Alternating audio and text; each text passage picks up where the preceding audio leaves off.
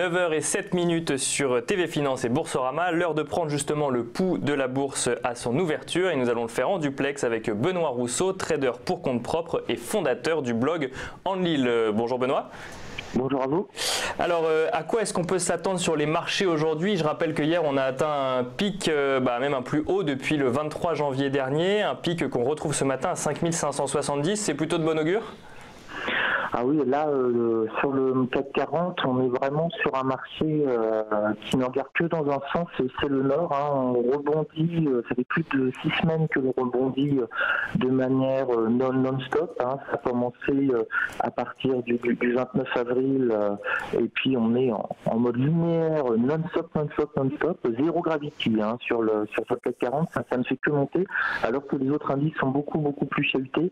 Donc, écoutez, il faut en profiter. Pour ma part, je ne suis pas rentré acheteur sur CAC 40, donc là, je traite plutôt d'autres indices où j'ai peur d'acheter sur des niveaux aussi hauts et d'être le dindon de la farce, entre guillemets. Ça fait 32 jours qu'on monte non-stop et je me mets à acheter le 33e jour et c'est là, bien sûr, ça va s'écrouler. Donc, je surveille plutôt le CAC 40 sur un franchissement de la zone des 5610, parce que là, on a une résistance sympa sur les 5610. Donc comme j'ai loupé le wagon sur le CAC 40, j'essaie pas de rentrer en chemin. Par contre, si je vois qu'on atteint 5610 et que là on commence à baisser, je tenterai bien un petit pot en fonction bien entendu des autres indices.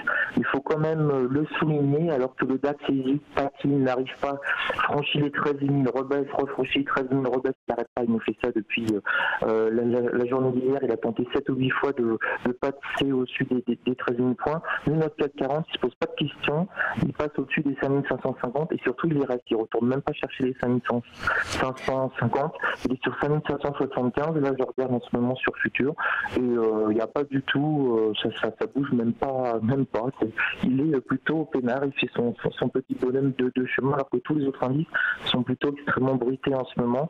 Il y a beaucoup de nervosité, notamment sur le Nasdaq 100 et le Dow Jones, mais voilà. Donc si vous êtes rentré à l'achat sur le CAC 40, félicitations, remontez vos stop profits, gardez-le, parce que pour le moment on voit pas il y a aucun signe technique qui montre que CAC 40 s'essouffle ou commence à baisser, si ce n'est des débuts de signes vraiment où, comme quoi c'est un peu trop linéaire. On a par exemple un RSI en journalier qui frôle les 80. C'est rare. La dernière fois qu'on a eu ça, c'était au mois de novembre 2017, et CAC 40 quelques jours après avait baissé assez fortement. Donc attention, si vous êtes acheteur, conservez votre position, bien joué les gars, mais par contre rentrez maintenant alors qu'on a tous les indices en surachat, ça paraît quand même extrêmement, on va dire, culotté. Et un mot rapide, Benoît, vous mentionnez d'autres indices que vous surveillez, est-ce que vous pouvez nous dire lesquels? Alors moi je trade 99% de mes trades, ce sont sur le DAX 30, le Nasdaq 100 et le Dow Jones, Dow Jones 30. Ce qui me permet en fait de trader de 8h à 22h. Et je regarde un petit peu de Nikkei, mais j'ai arrêté de trader la nuit. Il paraît qu'il faut dormir pour sa santé. En tout cas, c'est ce que m'a dit mon médecin. C'est conseillé en tout cas.